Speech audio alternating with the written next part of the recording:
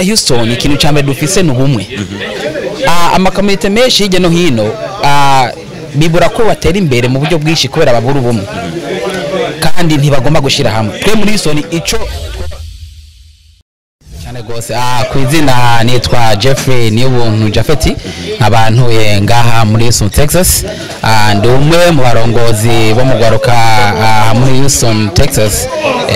kandi ndubatse mfise umugore umwe akaba yitwa Beza Beninye Miss Jeffrey afise n'umuhungu umwe yitwa Jeffrey Junior murakoze. Okay, turabona ko mugiye kuba amatora y'ugwaruka ni ryambere muri Houston haba amatora y'ugwaruka niki ugwaruka n'abavyeyi bo muri Houston wababwira ugiye gukora ukorera ugwaruka uko ubaye umurongozi wa mbere w'ugwaruka kandi batoye ku buhinga bwa none nahamwe mwahuri icambere reka kwanza shiba Imana yonyene yavyemeye ko biba ukunguku kuko Imana ifise umugambi ku mwana w'umuntu bishaka umwanya wayo je novuga kwanza icambere uyu n'umwanya w'Imana yonyene yagombye ko biba hama nkuko heje kuvuga kabisa je ndi umuntu nk'undi ugwaruka gose kandi namye mfise umuhamagaro nishaka ubwo ko niki nokora canke twokora twese nk'ugwaruka kugira ngo ugwaruka gwacu kwandi icambere tuje hamwe kandi tugire ico dushobora gukora kuko twese dukunda iterambere ariko iterambere utagihaye canke gukwa utajaye ngo gishiremo ishaka ntaho woshika so muri make kabisa naravye ugwaruka hirya no hino mbona yuko dushoboye turashoboye gusa nuko nyine hamwe bamwe nyine babura aho bobikorera canke uwo bibigira ibyo bashoboye tuvati reka natwe turabe yuko twogico dukoze kugira bamwe tubabera umuco tubabera ijwi maze tugere aho dushika kweri numvise umuhamagaro numva nishaka bati iki kintu ndazi ko nagishoboye kandi nagishoboye ndazi bana nabandi bazonshoboza abavyeyi bararindiye yuko bararindiye kera ugwaruka rurihe bati ugwaruka ko rutaboneka siku bwacu ariko nuko twabuze uburongozi ariko ko Imana yavyemeye uburongozi bukaboneka tugiye mu bikorwa tugiye kugerageza gukorana n'ugwaruka gose aho ruri hose kandi twizeye yuko aho uri hose atari muri Houston gusa ugwa hose uzikuru Murundi hari ingabire muri wowe hari igikorwa Imana gusizemo wanashima tatana natwe iterambere rarahari amasima arahari hari abantu bibaza muri Houston nirihe banga ubona dukoresha abantu gwaruka Houston imaze igihe ivugwa namwe nk'ugwaruka muraje wibaza ko ari iki gituma abantu benshi bibaza Houston dukora uko kweri kibibaza ko twaba dukora uko wewe ntwari gwaje mu burongozi wibaza ni kubera iki Houston imeze uko nawe uje kuba umwe mu boterera agacumu kumwe kugira Houston iterimbe kabisa Houston ikintu cyambere dufise n'ubumwe amakomite menshi hirya no hino bibura ko batera imbere mu buryo bwinshi kubera babura ubumwe kandi ntibagomba gushira hamwe twe muri Houston ico twubatse akaco twaturusha ayandi ma community n'ubumwe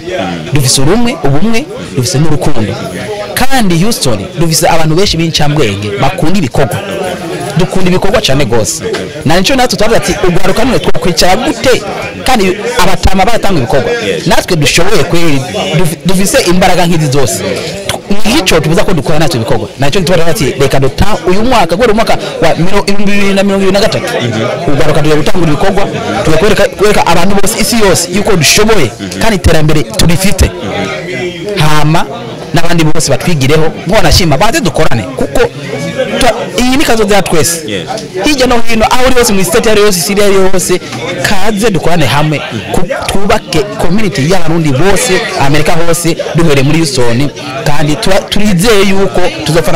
tuzofatana mugongo na beshi kugira ngo ikintu tugikore murakoze. Okay, ibibazo bibiri gusa nsigaranye kimwe papa wawe yaguma avuga ati jewe narakuvyaye ndakuzi je narakuvyaye ndakuzi ige papa yariko aravuga kuriya wiyumva gute niki wamutahura kuko sinzi cyatuma bivuga ko yabivuze kenshi kweri mutama wande kwanza kana mushimire kuko yashitse ngaha navyaneze gose ndamonya yashitse byanteye kweri dango nyengeje inguvu mutama wande kabisa arazi ko no mutama nkunda gose kandi nubaha buryo uravye no muri bira bati ngo mwubaha kugira ngo muzorambe bana bato kugira muzorambe mwubaha abavyeyi bane kuko aho ni umugisha uva kugira n'Imana izi guhezagire umanza ubaha umuvyeyi kandi cyakubwira ucumvire mu byukuri mutama wanje aranzi mutama nkunda nubaha ngamurikira gose aranzi gose kuva mu bwana bwanje nahangeze arazi cyane ko je ndi umuntu w'ibikorwa kandi ndi umuntu nkunda abantu kandi ni umuntu nkunda iterambere. Ibi uri kuvuga ngaha ntabwo uri kurasinya ariko bigumako bizogumako nirihe jambo cyane n'ikihe kintu wifuza ko twokubona ko igihe Thesyubshow izoshobora kuza kuganira nawe inyuma y'uburongozi bwawe cyane nakahe kantu abantu bababwira ugwaruka rwaha muba kwiteze nko mu minsi 90? Icambere kweri ndabona yuko hari ikintu kigiye gushikako. Urabona je namye bati ikintu ushobora gukora sasa ngomba kwitaho kugira n'abantu babona ati kweri uburongozi twatoye ntibwagiye kuryama. Nagomba kumenyesha kweri ugwaruka bwose hirya no hino uburongozi bwatowe n'umunsi. Icambere tugiye gukora tugiye gufata umwanya tugire event y'ugwaruka bwose uyu mwaka nyene mwaka turabibemereje gose kugira ngo ugwaruka bwose ngaha muri Houston turushira hamwe tuganire tuyage kuko hari benshi bakeneye ko tubumva. Nico cyambe tugiye gukora event ikomeye gose hamwe tuzofata ugwaruka gose tukarushira hamwe hama tukaganira tugahana ivyumviro iterambere naho nyene nta handi hama mu byukuri ndizeye ko nabo abandi bose badofata mu mugongo kandi tukabishikako murakoze Imana ibahaze. Yes, akabari Jeff Niyubuntu atuyeko turavugana ahejeje gutogwa kuba president wa youth muri Houston. Muri Houston kenshi nkunda kuvuga ati umuriro iyo uri kuratsa umuriro ntushobora kwaka umuriro uhera ruguru uherepfo ukaduga. Twebwe rero turi epfo umuriro dutegerezwa kuwatsa tuduga. Murakoze cyane Jeff ukanya muduhaye. Thank you so much. Appreciate it.